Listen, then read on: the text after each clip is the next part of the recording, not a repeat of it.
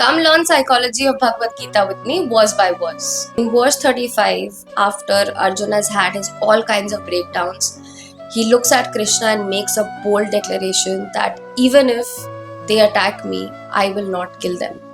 I don't want the kingdom, let alone the whole three worlds or even this earth for that matter. I don't want anything. Logically, what this shows us is that Arjun is trying to show emotional nobleism, that he's being noble and he's been kind, that even if someone else kills me, I am not going to raise a bow at them. It's not that Arjun is being noble, he's actually being avoidant. And he's not saying that I'm ready to die if they want to kill me.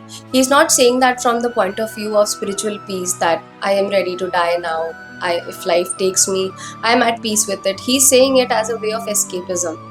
Many times in our lives also we see that these noble sounding choices that we are tempted to make or we're asked to make may not always be the wise decision.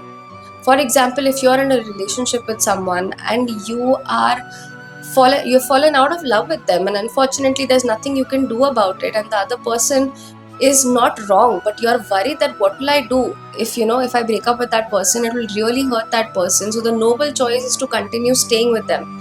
But what you don't realize is that even though if you break their heart by breaking up with them, it's a one-time pain. But if you continue to live with them, it's not only unfair to you but also unfair to them, because they are having to live with someone who doesn't actually love them. Instead of taking an action of breaking up or for any other thing, we try to over romanticize non-action, that I don't want to do anything, I'll just go with the flow, I'll just let it go. It's over romanticizing. It's not something that's very noble of you to do. It's just something that you're running away from, you're trying to avoid. So try and stop this behavior and try and take action for the sake of yourself and even others. And finally, in situations like these, ask yourself, am I surrendering or am I avoiding?